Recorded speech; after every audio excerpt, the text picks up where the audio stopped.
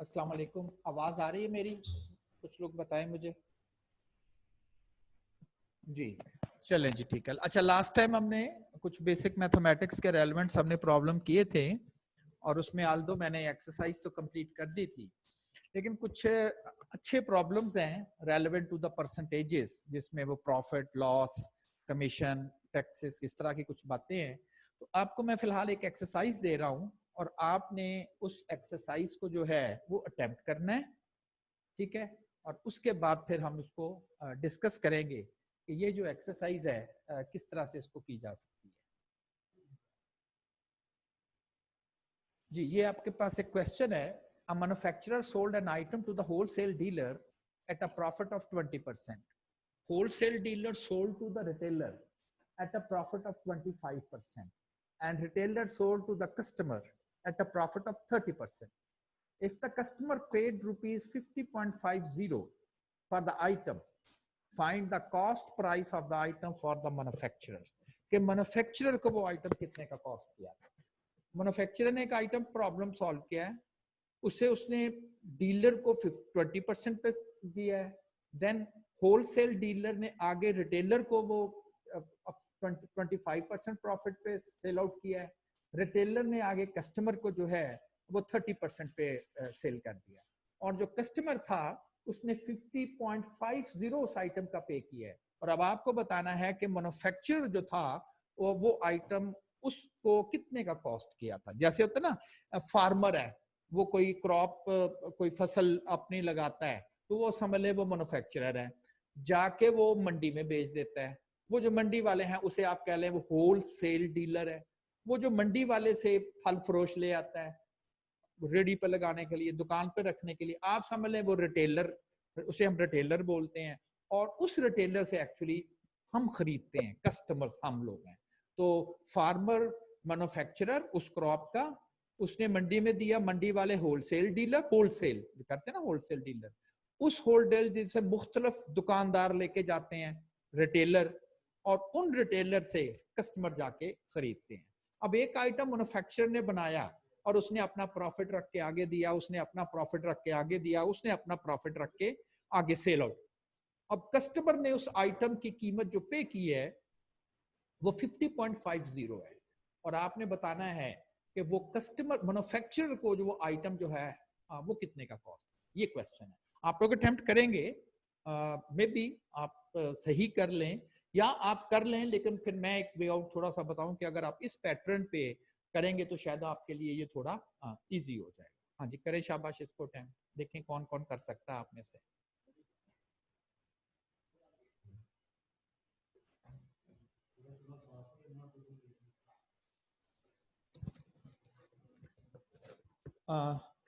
हारून, आपने प्रॉब्लम कर लिया है? माइक, मैं 1 मिनट आपको अलाउ करता हूँ माइक का।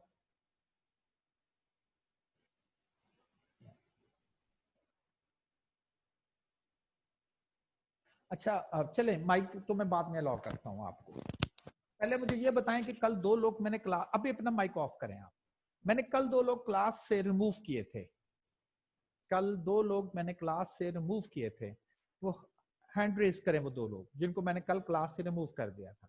एक तो शायद मोहम्मद अफनान था, कुछ ऐसे। मैंने कल 2 लोगों को, जी, मोहम्मद अफनान और एक और शख्स था, मैंने इन 2 लोगों को कल रिमूव किया था। ओके, मोहम्मद अफनान अपना जरा माइक ऑन कीजिएगा।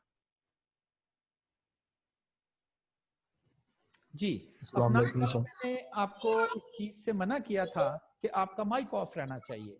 आपके माइक की जो आवाज है, मेरी बात सुनो, आपके माइक की जो आवाज है वो जितने भी बच्चे उस वक्त अटेंड कर रहे होंगे, जाहिर है उनके उनके शोर के तौर पे जाएगी, और जस्ट लाइक ऐसे है कि जैसे क्लास में शोर हो रहा है। अब भी आप किधर बैठ के क्लास पढ़ रहे हो अफनान?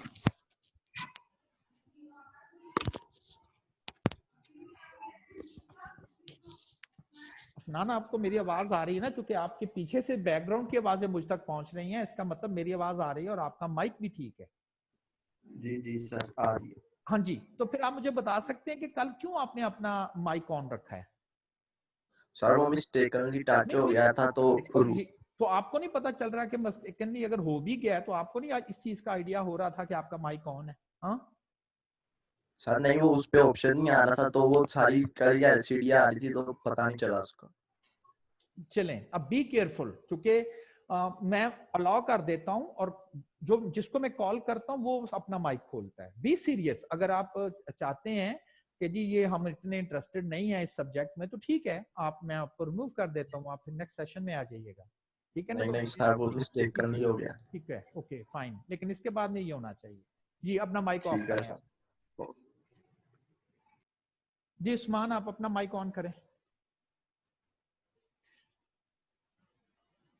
उस्मान जी, उस्मान आपकी मिस्टेक नहीं है, आपका क्राइम है। क्राइम इसलिए है कि इससे पहले एक स्टूडेंट ने ये मिस्टेक की है और मैंने पूरी क्लास को बताया कि उसको हमने क्या पनिश किया है, उसके बाद आपने स्टिल वही काम किया है, तो इसका मतलब आपने फिर ये चीज इंटेंशनली की है? No sir, I am really sorry sir, मैंने इंटेंशनली नहीं की सर। नहीं, लेकिन आपको तो इससे पहले आपको पता ना एक शख्स को रिमूव किया जा चुका था क्लास से। जी सर। तो फिर आपने क्यों ऐसा किया है जबकि सर आपके मैंने दोस्त? जानबूझ के नहीं किया सर। तो कैसे हुआ ये आपसे? सर वो मैं पानी वगैरह पी रहा था सर, वो शायद सर टच हो गया वो, लेकिन मैं दूसरे मोबाइल पे सर वो कॉल वगैरह आई थी वो सुनने लगे, इस वजह से सर हो गया सर। जब मैंने देखा सर इस फोन पे तो सर मुझे आया हुआ था कि यार मैं मिट से रिमूव कर दिया गया। चलें, अब आपने ये आपकी एक लाइट पनिशमेंट थी, लेकिन अगर आप दोबारा ये हरकत करेंगे तो ये सीरियस पनिशमेंट में चला जाएगा, ठीक है? ठीक सर। हाँ चलें, सॉरी ठीक सर। है, चलें ठीक है। जी हसीबुल्लाह, अपना माइक ऑन करें और बताएं आपने क्वेश्चन सॉल्व कर लिया शायद? यस सर, मैंने कर लिया क्वेश्चन। अच्छा जी, सिर्फ आपने मुझे अभी सिर्फ आंसर बताना है। Sir answer ₹25.9। I think so, ठीक है, चलें ठीक है। जी हारून, अपना माइक ऑन करें, जी बताएं आपने कर लिया प्रॉपर? जी सर 25.9 ही है मेरा। सही है, ठीक है। अहमद रजा, अपना माइक ऑन करके बताएंगे। 25.9। ओके। जवाद नदीम, 25.9 ही है। चलें ठीक है, ओके, इसका मतलब है कि आपने इसको अटेम्प्ट कर लिया है। अब मैं जरा इसी प्रॉब्लम को करता हूँ। एक्चुअली ये होता भी ऐसे है, हम तक जो चीज पहुंचती है जब हम खरीदते हैं तो ये 3-4 हाथों में पहुंच, इसलिए तो महंगी हो जाती है कि पहले जो बनाने वाला है मैन्युफैक्चरर वो अपना प्रॉफिट लेता है, फिर वो आगे होलसेल डीलर को दे आता है, बड़े दुकानदार को कह दें, वो अपना प्रॉफिट लेता है, होलसेल से आगे छोटे दुकानदार लेकर आते हैं, रिटेलर कहते हैं, वो अपना प्रॉफिट मार्जिन लेता है, और फिर रिटेलर से हम जाके खरीदते हैं, तो जाहिर है रिटेलर भी अपना प्रॉफिट मार्जिन लेता है। तो स्टार्ट हुआ मैन्युफैक्चरर से, तो मैन्युफैक्चरर से ये सारी की सारी स्टोरी जो है वो स्टार्ट हुई है कि मैन्युफैक्चरर ने अब कितने का वो आइटम कॉस्ट किया था ये हमें पता नहीं है, और यही तो हमने शायद उसको बताना है। तो मैन्युफैक्चरर ने ये आइटम कितने का कॉस्ट किया था मुझे पता नहीं, मैंने ऐसे ही उसे एक्स रख दिया, लेकिन इस चीज का मुझे आइडिया हो गया कि उसने अपना 20% मार्जिन अपना उसमें गेट किया है, तो देन आप कह सकते हो कि उसने इस एक्स को सेल आउट जो किया है वो 20% इंक्रीज करके, याद है formula, sale price is equal to cost और प्रॉफिट इंक्रीज करके, और कॉस्ट कितनी, एक्स, तो ये आप समझ ले। अब उस आइटम की कीमत होलसेल, देखें मैन्युफैक्चरर के लिए वो सेल प्राइस है, बेच दिया, और होलसेल डीलर ने वो खरीदा है, तो होलसेल डीलर के लिए ये कॉस्ट प्राइस बन गई। अब होलसेल डीलर की ये कॉस्ट प्राइस है, इस कॉस्ट प्राइस को अब रिटेलर खरीदेगा, रिटेलर ने इस चीज को खरीदना है। अब जब रिटेलर ने इस चीज को खरीदना है तो उसने अपना प्रॉफिट मार्जिन जाहिर है अर्न करना है, और उसने अपना प्रॉफिट अर्न किया 25%।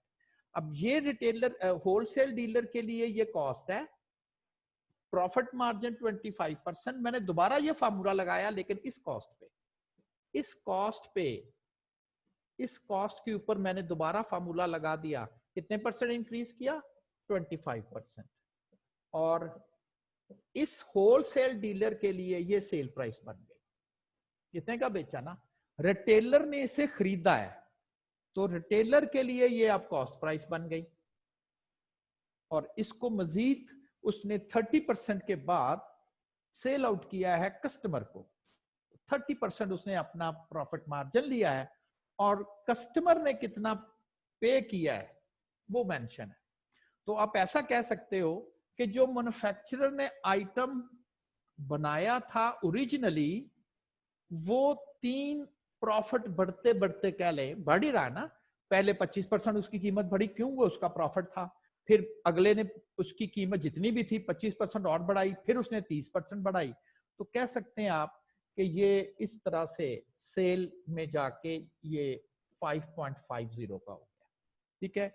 और अब बात यही है कि एग्जाम में हमें कैसे अटेम्प्ट करना चाहिए, मतलब सोल्यूशन वाइज। तो सिंपल क्या था कि ओरिजिनली एक वैल्यू थी, 3 दफा वो इंक्रीज हो रही है, क्यों? 3 प्रॉफिट ले रहे हैं, और वो इंक्रीज होते होते यहां पर पहुंच गई 50.50 पे। तो फाइनल आंसर जो कि आपने कैलकुलेट किया, दैट इज ट्रू, 25.90।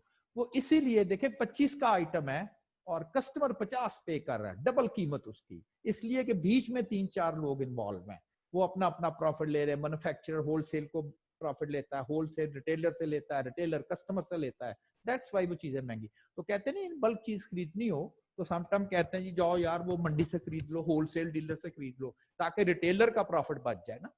ठीक है ना। और मैन्युफैक्चरर से भी कुछ लोग डायरेक्ट कहते हैं जी फैक्ट्री से मंगवा लें, ताकि होलसेल और रिटेलर दोनों की प्रॉफिट बच जाए। लेकिन बहरहाल आपको चूंकि आई एम हैप्पी कि थोड़ा सा आपको अंडरस्टैंड हो गया है कि परसेंटेज इंक्रीज कैसे चलानी है।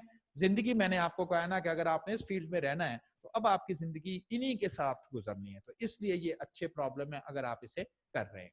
चले कुछ इसी किस्म का प्रॉब्लम। अब मैंने स्टेटमेंट भी नहीं पढ़नी, आप इसको तो मैंने, आप समझ ले मैंने हिंट के तौर पर आपको ना थोड़ा डिटेल से समझा दिया कि ये प्रॉब्लम क्या है। अब मैं आपको स्टेटमेंट नहीं पढ़ रहा, आपने खुद समझना है ये प्रॉब्लम,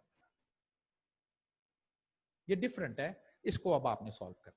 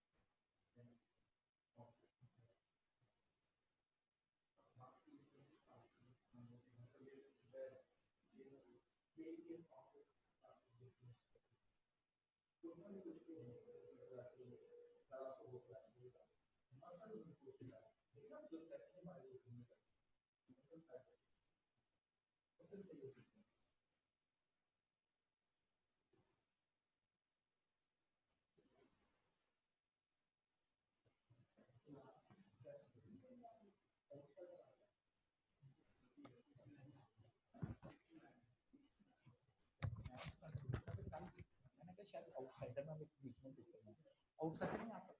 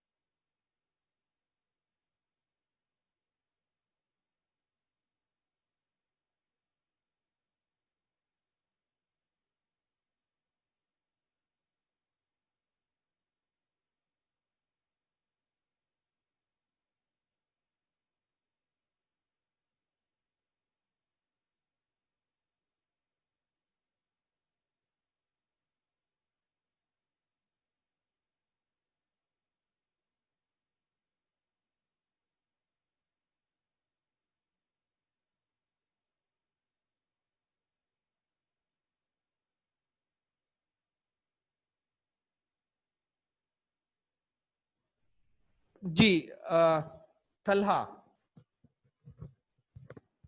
सर 20% इज राइट। 20% है, ओके।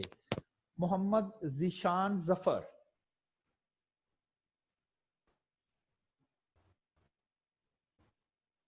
जी जिशान बोले। हाँ आपका ना माइक माइक शायद डिस्कनेक्ट हुआ है या क्या मसला, मेरे तक आवाज नहीं आ रही। हारिस इसहाक, Sir, please 20% is the right answer. 20% है। अब्दुल रहमान अदनान, 20% ही है। 20% ही है, ओके। अच्छा ठीक है, फाइन। नोट किया आपने, काफी सारे इस क्वेश्चन की रिजेम्बलेंस पिछले वाले के साथ ही थी।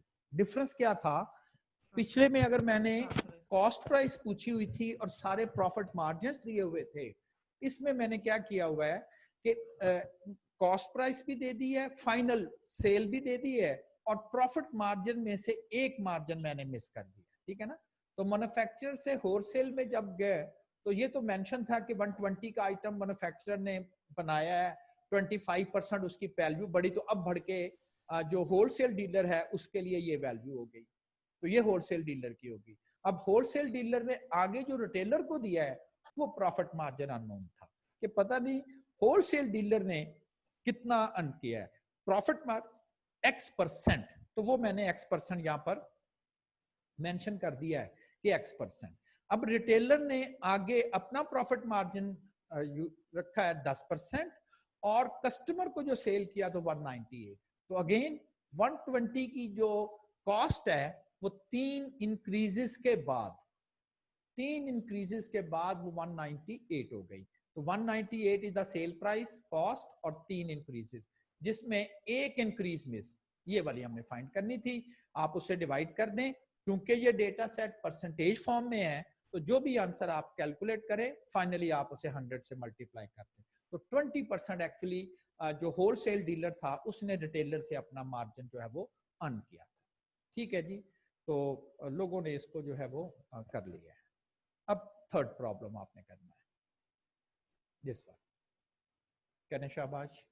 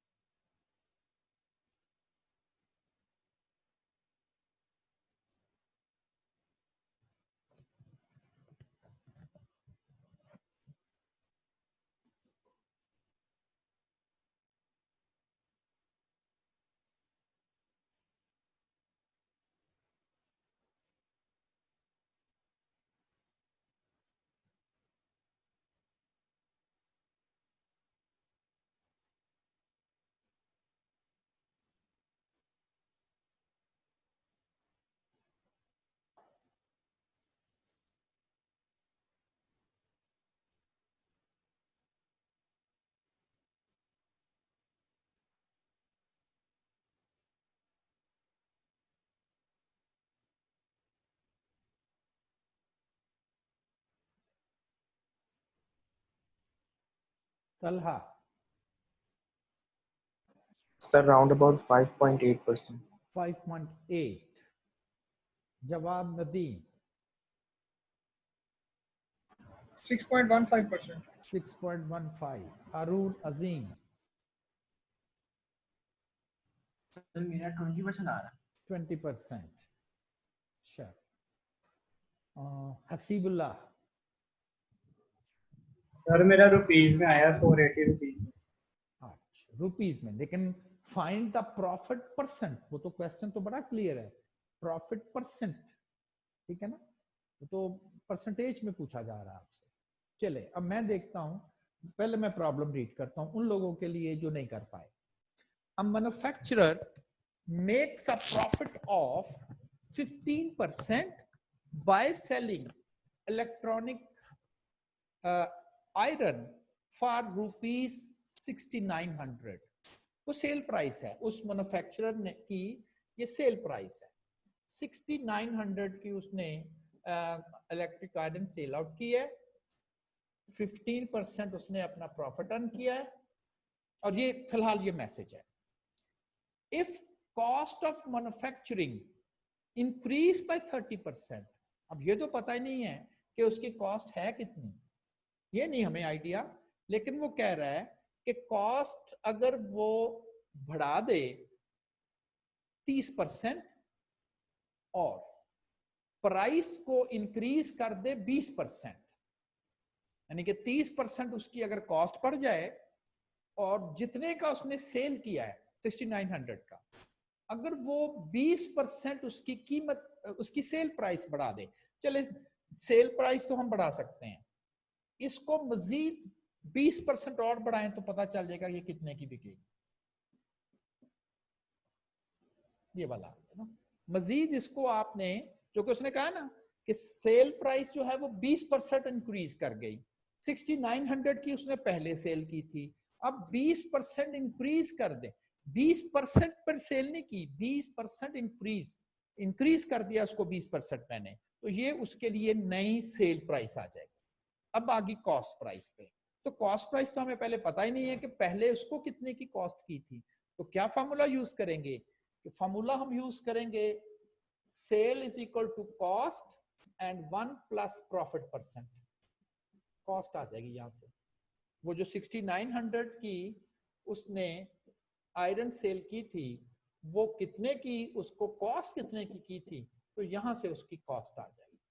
तो जब यहां से आप उसकी कॉस्ट कैलकुलेट कर लेंगे, जो भी आंसर आए उस कॉस्ट को आपने 30% जो है वो इंक्रीज कर देना. क्यों, उसने कहा था पहले जितने की आयरन कॉस्ट की थी उसकी कॉस्ट 30% बढ़ गई, जितने की पहले आयरन सेल की थी उसकी सेल को आप 20% ज्यादा कर दें, फिर बताएंगे अब उसका प्रॉफिट जो है वो कितना होगा. तो पहले तो मैंने उस मैन्युफैक्चरर की कॉस्ट कैलकुलेट करने की कोशिश की है कि 6900 की जो उसने आयरन जो है वो सेल की थी और 15% उसने अपना प्रॉफिट अर्न किया था, वो आयरन एक्चुअली उस मैन्युफैक्चरर को 6000 की कॉस्ट की थी. और आई थिंक अब प्रॉब्लम सिंपल हो गया. उसने कहा cost of manufacturing increase by 30%, इसको 30% इंक्रीज कर दें, ये cost of manufacturing new cost कह दें, वो है आगे. और साथ उसने कहा है कि जो उसकी सेल की जितने की पहले सेल करता था, अब चूंकि कॉस्ट बढ़ी है ना 30%, तो उसने इसकी कीमत 20% बढ़ाई, उसने 30% नहीं बढ़ाई, उसने 20% बढ़ाई. कहता अब उसका प्रॉफिट मार्जिन बताएं क्या होगा. तो क्या हम करेंगे, कॉस्ट इंक्रीज बाय 30%, तो पहले कॉस्ट 6000 थी और अब इंक्रीज बाय 30,000, तो 7800 उसकी मैन्युफैक्चरिंग कॉस्ट हो गई. सेल प्राइस को उसने 20% बढ़ाया, तो सेल प्राइस पहले 6900 थी, 20% उसकी सेल प्राइस इंक्रीज कर दी उसने, 8280 रुपीज आ गई. अब जाहिर है कि सेल प्राइस ये है, कॉस्ट प्राइस ये है, तो उसका परसेंटेज प्रॉफिट कैलकुलेट करना है, sale minus cost over cost and multiply by 100, profit percentage में आ गया. और उसका प्रॉफिट जो है वो 6.1% रह गया. क्यों, कॉस्ट कीमत ज्यादा बढ़ी और उसने अपना जो सेल कीमत जो थी वो इतनी नहीं बढ़ाई, 30% तो कॉस्ट बढ़ी, लेकिन उसने कहा कोई बात नहीं, मैं प्राइस सेल प्राइस 20% बढ़ाता हूं तो उसका प्रॉफिट मार्जिन जो है तो 6.15% रह गया। ठीक है, क्वेश्चन को ना थोड़ा सा देखिए, फार्मूले इसके अलावा मैंने 2 फार्मूलों के अलावा किसी में भी और कोई फार्मूला यूज नहीं किया। ये मैंने वही 2 फार्मूले, किसी जगह कॉस्ट कैलकुलेट कर रहा हूं, किसी जगह सेल कैलकुलेट कर रहा हूं, फार्मूले उन्हीं दोनों में से कोई एक फार्मूला मैं यूज कर रहा हूं, लेकिन अंडरस्टैंडिंग डेवलप होनी चाहिए। ये नहीं है कि जी यहाँ कैसे पता चलेगा, तो समझे ना, उसने कहा था ये हमें ये पता है कि जी अगर सेल प्राइस मालूम हो, प्रॉफिट परसेंटेज मालूम हो, कॉस्ट मालूम हो सकती है। उसने कहा था कॉस्ट को 30% बढ़ा दें। आप कहें जी कॉस्ट तो थी नहीं, तो ऊपर वाली इंफॉर्मेशन से कॉस्ट ले लें, वो 30% बढ़ा दें, सेल प्राइस थी उसे 20% बढ़ा दें, तो देखें कौन ज्यादा है जी, इसकी सेल प्राइस ज्यादा है, तो ठीक है फिर प्रॉफिट होगा। और प्रॉफिट परसेंटेज का एक फार्मूला हमने पढ़ा हुआ था, actual profit over cost into 100, और जिससे आपका आंसर 6.15% आ जाएगा। तो कुछ लोग तो बिल्कुल मेरा ख्याल है कि हमारे साथ चल रहे हैं, वो समझ रहे हैं, और यही तरीका एक होता है कि आप डेली कुछ ना कुछ एफर्ट करें, कुछ ना कुछ प्रॉब्लम्स को जो है वो सॉल्व करने की कोशिश करेंगे, तो शायद आपके लिए ये हेल्पफुल होगा। जी हसीबुल्ला, आप क्या कहना है? सर मैंने परसेंटेज में आंसर ही निकाला था, लेकिन मेरा प्रॉफिट सही आया। प्रॉफिट सही है ऐसे मुराद, यानी कि मतलब कि 0.061। 480। हाँ हाँ जी, अभी 480 मैंने परसेंटेज निकाली है, 6.1 हाँ है। देखें वो ठीक हो गया ना, लेकिन मसला तो यही आ गया ना कि फर्ज करें आप एग्जाम में बैठे हैं, एग्जाम में वो आपको एक्चुअल प्रॉफिट की वैल्यू भी देगा, परसेंटेज फर्ज करें प्रॉफिट भी देता है। वहां पर ना एक्चुअली जो आपको 4 ऑप्शन होती है ना, एक की होती है, एक कंस्ट्रक्ट होता है। की और कंस्ट्रक्ट क्या है?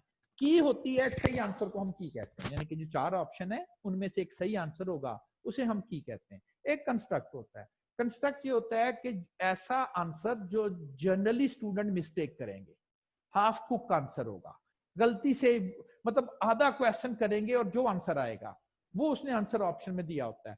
आपने क्वेश्चन किया, प्रॉफिट कैलकुलेट किया, आंसर ऑप्शन को देखा, आपको वहां प्रॉफिट लिखा नजर आया, आपने कहा मेरा तो बिल्कुल ठीक हो गया, ये आ गया, जबकि तो वो हाफ कुक आंसर था। तो ये इसकी केयर करनी पड़ती है। और जो एमसीक्यूज है, मैं समझता हूं कि इसका इसका जो ड्रॉबैक अगर मुझसे कोई पूछे तो मैं कहूंगा कि इसका ड्रॉबैक ये है कि इसमें प्रोसीजर के नंबर किसी के नहीं होते। फर्ज करें एक स्टूडेंट है जैसे आप ही हैं, अब आपको काफी चीजें इसकी पता थी, सिर्फ आपसे एक बेसिक मिस्टेक हुई कि आपने उसको फाइनल आंसर परसेंटेज में नहीं कैलकुलेट किया, और जहां प्रॉफिट लिखा हुआ था वही इसी आंसर को आपने टिक कर दिया और आपका आंसर गलत हो गया, तो आपका आंसर गलत हो गया।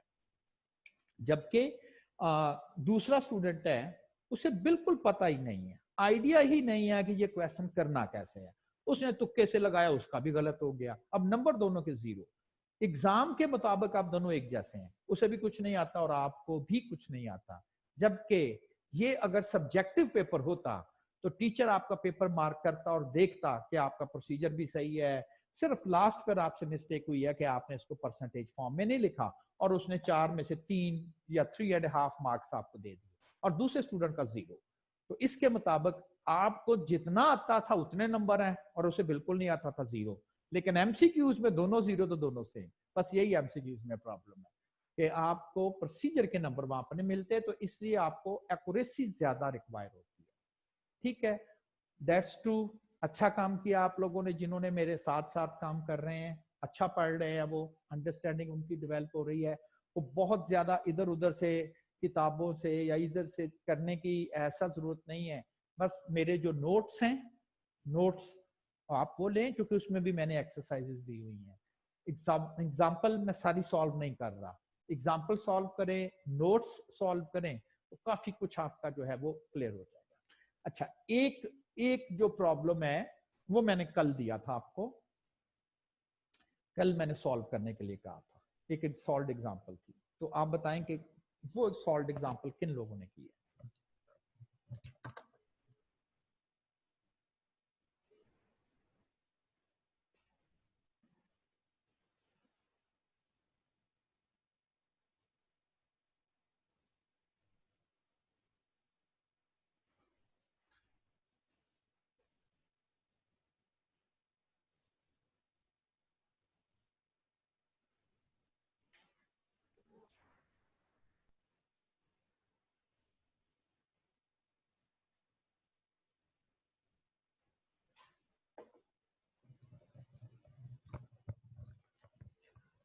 जी जुनेद आसिम।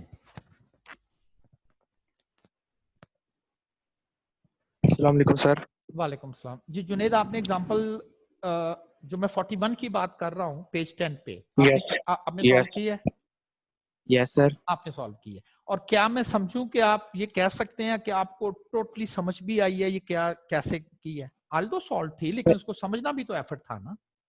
सर समझे ना, पहले थोड़ा टाइम लगा था। ठीक है, पहले रात को मैं कर रहा था, मुझे कुछ समझ नहीं आ रही थी, ठीक है। लेकिन सुबह मैंने उठ के थोड़ा सा दिमाग पर जोर दिया, तब सर समझ अच्छा आ गया। देन तब हो भी गई थी वो मुझसे। अच्छा, तो रात को आपने फिर दिमाग पर जोर नहीं दिया? हाँ, खाने पर जोर दिया कि नहीं सोने सर, पर जोर दिया? सर तब मैं सो गया था, सोने तब भी पर सो तब गया जोर था, दिया। सो पर। Okay, yes. अच्छा, होता भी यही है। एग्जाम में भी आपको मैं यही सुजेस्ट कर रहा हूँ। अच्छा हुआ जुनेद ने एक बात मुझे याद करा दी। एग्जाम में आप एक क्वेश्चंस को पढ़ें। जुनेद आप अपना माइक ऑफ कर दीजिएगा। एग्जाम में आप फर्ज एक क्वेश्चन पढ़ते हैं और आपको लग रहा है कि ये तो बड़ा स्ट्रेट फॉरवर्ड सीधा सीधा क्वेश्चन, जाहिर है आप करके उस क्वेश्चन को सॉल्व करके नेक्स्ट मूव करेंगे ना। आप समझते हैं वो सीधा सीधा क्वेश्चन है, लेकिन जब आप कैलकुलेशंस करके आंसर की जानिब जाते हैं तो आंसर आपसे वो ठीक तरह से नहीं हो रहा होता। आप कंफ्यूज होते हैं कि ये तो बड़ा, मैं एक दफा फिर पढ़ता हूँ, फिर पढ़ते हो, दोबारा फिर जाके देखते हो, आपको फिर नहीं वो समझ आ रही होती। अब यहां पर फर्ज करें ऐसे मैं कर रहा हूं, आप कहते हो यार ये 3 तो होता है, आंसर क्यों नहीं सही आ रहा? फिर आप सारी चेकिंग करते हो। एक्चुअली ना आपका माइंड उस वक्त ना, आप या ऐसा कह लें कि वो फंस गया किसी तरह से कि ये प्लस साइन है। जब आप नेक्स्ट क्वेश्चन करके दोबारा आओगे ना इस क्वेश्चन पे, अब आपका माइंड फंसा हुआ नहीं है, फ्रेश है, बिल्कुल नए सिरे से उसे देख रहा है। आपने कहना जी ये 2 होता है, तो फिर याद है मैं ऐसे प्लस ही समझता रहा। ठीक है ना? तो इसलिए एग्जाम में भी टाइम वेस्ट नहीं करेंगे। अगर आपको पास कोई क्वेश्चन सिंपल आप समझते हो, स्टक आप कर गए हो, तो फिर आपको कोशिश ये करनी है कि आप उसको जो है वो छोड़ के आगे जाओ, एट देन रिवर्स पे सॉल्व करो। अच्छा जुनेद, आप मुझे दोबारा अपना माइक ऑन करें और ये बताएं कि क्या आपने जैसे मैंने सॉल्व किया है, let the cost price is x, आपने अपने ऐसे सॉल्व किया है ना? यस सर, ऐसे ऐसे बिल्कुल सॉल्व ऐसे ही किया, किया। चले ठीक है, बस माइक ऑफ कर दीजिएगा। अच्छा जी, इसमें से बाकी सारे हैंड लोअर कर लें, सारे नीचे कर लें, डाउन कर लें। Hand down please, all students.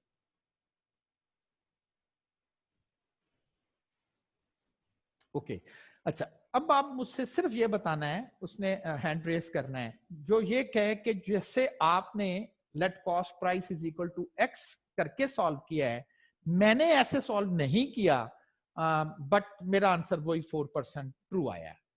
Anyone कि जी मैंने ऐसे सॉल्व नहीं किया, मैंने ऐसे जरा डिफरेंट वे से किया है और मेरा आंसर यही आ रहा है। जी जैन, माइक ऑन करें और बताएं कि आपने क्या अडॉप्ट किया पाथ। अस्सलाम वालेकुम वालेकुम अस्सलाम। सर। मैंने ये कॉस्ट जो है पहली जो हम्म, मर्चेंट का आर्टिकल मैंने एक्स की जगह 100 लिया है वो। सही है, सही है, ठीक है। हाँ जी, और उसके बाद आपने प्रॉब्लम सॉल्व किया, हाँ जी। ठीक है। मैं उसे करता हूँ। अब बड़ा ही बच्चे इसके लिए केयर करनी है, वो मैं एक्सप्लेन कर देता हूँ, रीजन बता देता हूँ कि हर जगह ये चीज नहीं चलेगी, हर जगह पर ये जो चीज जो है वो, उमर फारूक, हर जगह ये चीज नहीं चलेगी। ठीक है, तो मैं वो एक्सप्लेन कर देता हूं कि अल्टरनेटिव वे से कब आप सपोज करके चीजें रख सकते हो। फारूक, सॉल्व किया गया क्वेश्चन, मैं क्वेश्चन अब पढ़ रहा हूं, 41 एग्जांपल कर रहा हूं उन लोगों के लिए जो नहीं अटेम्प्ट कर पाए। A merchant marks an article, उसने आर्टिकल को मार्क किया हुआ है, यानी कि उसके ऊपर प्राइस स्टिकर लगाया हुआ, जिसे मार्क प्राइस कहते हैं, 20% अबव द कॉस्ट, कॉस्ट नहीं पता, उसने जितने का वो आइटम खरीद के लाया है उसने उसके ऊपर प्राइस मार्क किया है, एंड देन उसने फिर सेल डिस्काउंट दिया है 20%, और आइटम सेल कर दिया। खरीद के लाया, 20% उसने प्राइस बढ़ाई। उसके ज़हन में था जितने का मैंने खरीदा है 20% मैंने कीमत ज्यादा लगा दी है, तो ऐसा करते उतने के बेच देते हैं, तो उसने फिर 20% कीमत कम कर दी। यानी कि ये उसके ज़हन में, मैं आपकी बात कर रहा हूं, उसके ज़हन में ये था कि मैं कुछ आइटम खरीद के लाया हूं, उसने उसकी कीमत मार्क जो की, उसके ऊपर जो प्राइस स्टिकर लगाया, जितने का वो आइटम खरीद के लाया था उसमें उसने प्राइस स्टिकर लगाया, उसने 20% उसकी कीमत कॉस्ट बढ़ाई और उसके ऊपर प्राइस स्टिकर लगा दिया। और फिर क्या किया, उसने कहा मैंने 20% कीमत ज्यादा करके लगाया हुआ प्राइस स्टिकर, चलो मैं 20% डिस्काउंट दे देता हूं, तो इसका मतलब ये होगा कि ना मुझे इसमें फायदा होगा ना नुकसान, जितने का मैंने खरीदा था उतने का ही मैंने इसको सेल कर दिया। अब इसमें जो डेटा आपस में रिलेटेड है वो है तो परसेंटेज फॉर्म में एक बात, लेकिन इसमें कोई न्यूमेरिक्स इन्वॉल्व नहीं है। समटाइम ना न्यूमेरिक इन्वॉल्व होता है। मैं अभी पिछली एग्जांपल को भी ऐसे करने की कोशिश करूंगा। तो अगर कोई न्यूमेरिक्स इन्वॉल्व नहीं है और पैसा जो डेटा सेट है वो अगर परसेंटेज फॉर्म में रेलेवेंट है, तो आप क्या कर सकते हो, बिल्कुल मैंने वो लेट एक्स किया है, let cost is equal to 100 कर लें। अल्टरनेटिव वे आपसे डिस्कस कर रहा हूं, let cost is equal to 100 कर दें। अब आपको चूंकि कॉस्ट 100 है, तो फिर मार्क प्राइस उसने 20% ज्यादा करके मार्क प्राइस लगा दी, इसको 20% इंक्रीज कर दिया मैंने 1.20। 20% अगर इंक्रीज करेंगे तो 120 उसकी मार्क प्राइस हो जाएगी। अब जब 120 उसकी मार्क प्राइस हो जाएगी और उसने डिस्काउंट दिया है 20%, तो इसका मतलब अब ये हो गया कि ये जो कीमत है 120, उसे आप 20% कम कर देंगे। 20% जब आप कम करेंगे तो वैल्यू आफ्टर डिक्रीज 120 को 20% कम करना है, और कितनी वैल्यू बनती है, वो 96 बनती है। और आइटम की कॉस्ट थी 100, तो महंगा खरीदा उसने और सस्ता करके बेचा तो उसे लॉस हो गया। तो परसेंटेज लॉस हुआ उसे, एक्चुअली परसेंटेज में बताना है। एक्चुअल लॉस 4 रुपए का हुआ है, कहां से, 100 से, मल्टीप्लाई बाय 100, ये इससे कैंसिल हो गया, क्योंकि 100 से मल्टीप्लाई किया तो उसे 4% का जो है वो इस तरह से लॉस हुआ है।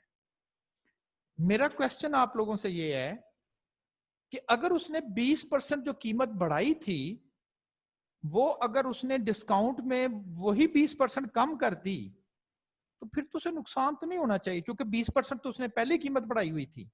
अगर डिस्काउंट में उसने 20% कम कर दिया है, तो पहले 20% बढ़ाई थी, अब 20% कम कर दी उसने, तो फिर तो नहीं उसको कोई नुकसान होना चाहिए।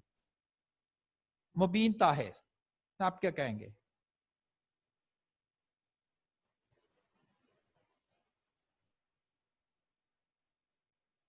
जी मुबीन। अस्सलाम वालेकुम सर जी। वालेकुम सलाम। सर देखें, उसने जो पहले 20% इंक्रीज की है वो किया 100 पे, और जो बाद में उसने डिस्काउंट दिया वो दिया 120 रुपए पे। तो अगर दोनों, हाँ सही है कि उसने जो कीमत इंक्रीज की थी वो की थी 100 पर, और वो 100 इंक्रीज होके 120 हो गया।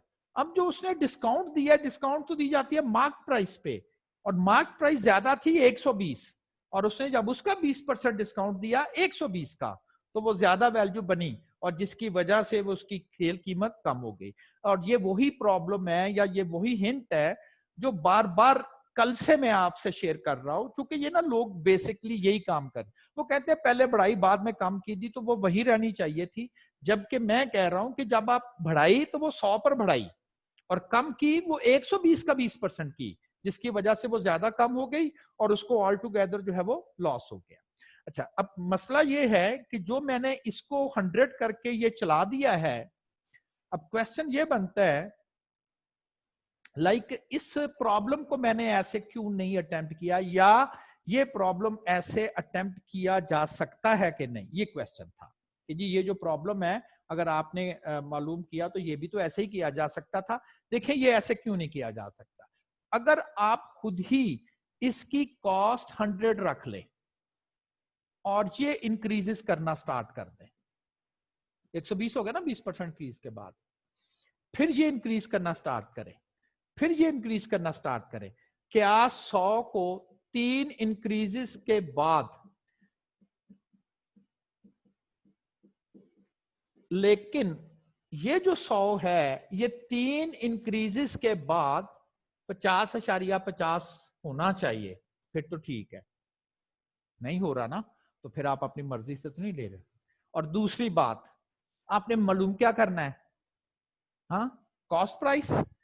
अगर आपने कॉस्ट प्राइस मालूम करनी है और आप कह रहे हैं लेट कॉस्ट प्राइस एक्स की बजाय आप कहते 100, तो फिर इसका क्या मतलब है, वो कहता फाइंड द कॉस्ट प्राइस, आप कह रहे हैं लेट द कॉस्ट प्राइस 100, तो आपने फिर आंसर दे तो दिया 100, तो फिर आगे क्या करना है।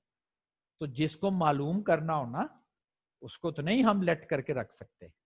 ये वो रीजन है कि जिसकी वजह से यहां देखें, जो मैंने आपसे अभी एग्जांपल शेयर की है, जो एग्जांपल नंबर 41 है, इसमें हमने कॉस्ट प्राइस तो नहीं मालूम करनी ना, कॉस्ट प्राइस नहीं रिक्वायर्ड, और ना ही कोई सेल प्राइस की कोई अमाउंट फिक्स दी गई है।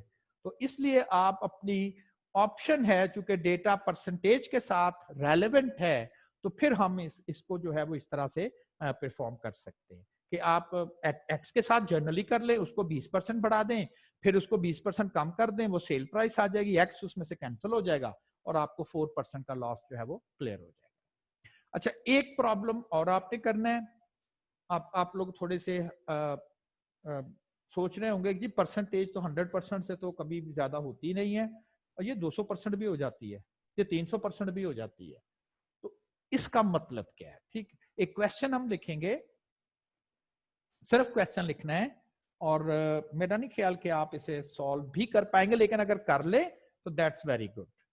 लेकिन मैं समझता हूं कि ये एक नया आइडिया मैंने आपको देना है, क्यों, ये भी हम मैथमेटिक्स में अपने फाइनेंस के कोर्सेज में अक्सर हम यूज करेंगे। क्वेश्चन है, if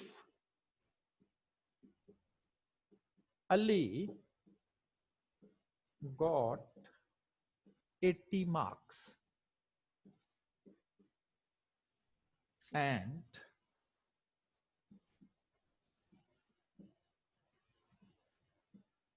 Babar got 60 marks and Babar got 60 marks, represent Ali's marks as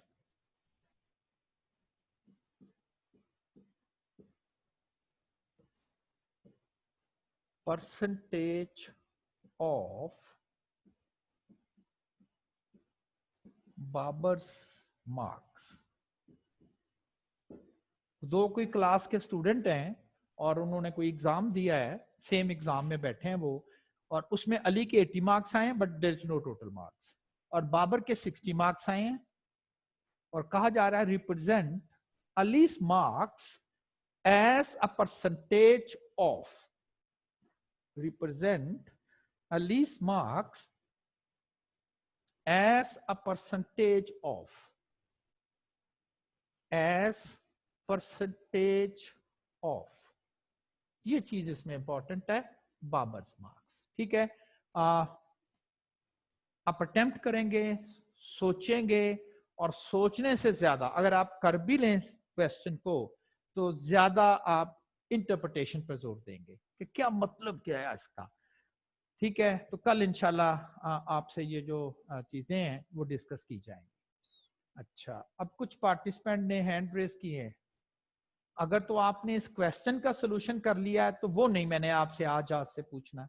इसकी रीजन क्या है कि बाकी लोगों को भी मैं मौका देना चाहता हूं ना, मैं बाकी लोगों को भी मैं मौका देना चाहता हूँ कि बाकी लोग इसको किस तरह से जो है वो करते हैं। और मोस्ट इम्पॉर्टेंटली कि इसमें इसके मीनिंग क्या है, यानी कि अगर आप निकाल भी लेंगे ये आंसर तो इस आंसर को कैसे किसी को कम्युनिकेट करना है। ठीक है, तो एक मौका मैं जरूर देना चाहूंगा ना, वरना फायदा नहीं होता कि आप किसी को सोचने। ठीक है, दैट्स वेरी गुड, आप लोगों ने कर लिया, फाइन, बहुत अच्छा है। लेकिन मैं चाहूंगा बाकी जो 65 लोग हैं वो भी तो थोड़ा सा सोचे ना घर जाके कि अच्छा जी इसका क्या मतलब है। और सबसे अच्छा ट्यूटर है आपका, आप नेट पर सर्च कर लें, ठीक है ना, how to represent this as this. बड़ी अच्छी वीडियो मिल गई, बड़े अच्छे नोट्स मिल गए, कुछ मटेरियल मिल गया, आपकी थिंकिंग डेवलप होती है। जितना ज्यादा मैथ स्टैट्स को आप देखेंगे भी ना, देखने से मुराद क्या, वही सॉल्व, आप एक देखा फिर उसी तरह का दूसरा, उसी तरह थर्ड फोर्थ, सॉल्व आपने एक भी नहीं किया लेकिन उस तरह के 4 सॉल्व किए हुए देख लिए, तो शायद इससे भी आपको अंडरस्टैंडिंग डेवलप हो जाती है कि अच्छा जी इसका ये मतलब है और हम इसको इस तरह से सॉल्व कर देंगे। ठीक है जी, तो कल से हमने मैथमेटिक्स में पेज 13 है, इक्वेशंस का चैप्टर स्टार्ट करना है। मोस्ट इंपॉर्टेंट, हर मैथ्स में किसी जगह चले जाएं और आपको कहता है जी आपसे हम बेसिक मैथमेटिक्स का टेस्ट कंडक्ट करेंगे, तो वो यही वाले इक्वेशंस के रेलेवेंट ही प्रॉब्लम आपको करता है। तो कल हम पेज 13 से ऑनवर्ड जो है वो स्टार्ट करेंगे। और देखें, बार बार मैं आपको कह रहा हूँ कि नोट्सों में मैंने सॉरी ये जो नोट्स है, ये जो स्लाइड्स है मेरी, इस पर नोट्स की तमाम एग्जांपल्स नहीं सॉल्व, बहुत सारी एग्जांपल अनसॉल्व्ड है, यानी कि मैंने इन स्लाइड्स पे नहीं लेकर आया। और एक्सरसाइज तो बिल्कुल भी नहीं है, एक्सरसाइज में भी 30-40 क्वेश्चन है। तो आप उनको ना नोट्स लें और नोट्स से फिर आप ये सारी प्रिपरेशन करें ताकि आपको आइडिया हो। मैंने पास्ट पेपर्स की जरूरत नहीं रह जाएगी क्योंकि मैंने जो मोस्टली वहां पर क्वेश्चन मेंशन किए हुए हैं वो मैंने आपके पास पेपर से ही पिक किए। ठीक है जी, तो अब हम स्टैटिस्टिक्स की क्लास में शिफ्ट होते हैं।